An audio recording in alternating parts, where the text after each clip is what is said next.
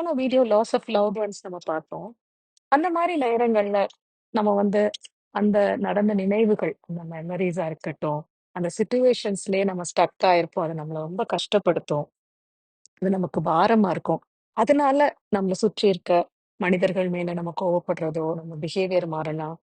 நெறைய சிச்சுவேஷன்ஸ்ல நம்ம எப்பயும் ஹேண்டில் பண்ற மாரி பண்ண மாட்டோம். நமக்கு நெறைய பயம், கோவம், ஆத்திரம் இந்த மாரி எமோஷன்ஸ்லாம் நம்மள வந்து ஸ்டக் ஆயிருக்கும் பொழுது, அதுலருந்து வெளிய வர்றதுக்கு ரொம்பவும் ஹெல்ப்ஃபுல்லா இருக்க ஒரு டெக்னிக் வந்து ஹூப்னோபோனா டெக்னிக். இது ஒரு பவர்ஃபுல் டெக்னிக். இத ஹவாயின் பிராக்டிசஸ்ல யூஸ் பண்றாங்க.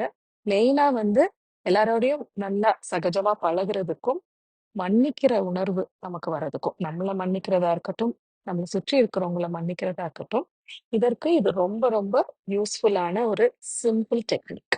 இந்த டெக்னிக் நம்ம ஹீல் பண்றதுக்கு ரொம்பவே ஹெல்ப்ஃபுல்லா இருக்கும். இந்த டெக்னிக் நம்ம ரெகுலரா ஃபாலோ பண்ணோம்னா, ஒரு சேஞ்ச் நம்மளாலே நம்மள்ட்ட பார்க்க முடியும்.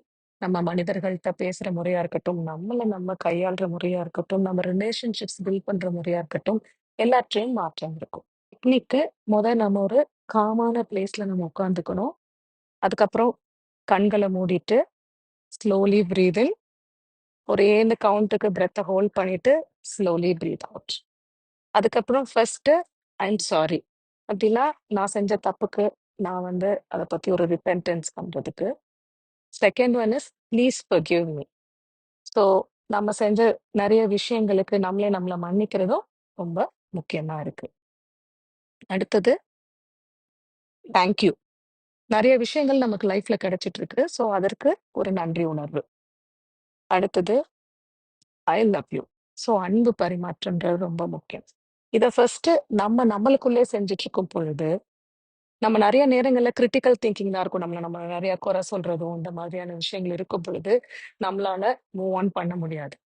ஸோ, இந்த ஒரு ப்ராசஸ் பண்ணும் பொழுது, நம்ம ரொம்பவே ஹீல் ஆவோம்.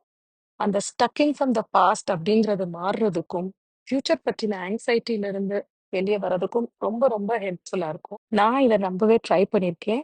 இது என்னோட மைண்ட காம் பண்ண ஹெல்ப் பண்ணியிருக்கு. என்ன சுற்றி நடக்கிற எல்லா விஷயங்களுக்கும் என்ன பொறுப்பெடுத்துக்க வச்சிருக்கு. என்னோட உடல் ஆரோக்கியமும், மன ஆரோக்கியமும் கூடும் பொழுது, என்னோட கான்ஃபிடன்ஸும் கூடி, என்னால சிறப்பா செயல்பட முடிஞ்சுச்சு. கண்டிப்பா இத ட்ரை பண்ணி பாருங்க. ட்ரை பண்ணி பார்த்துட்டு எனக்கு கமெண்ட்ல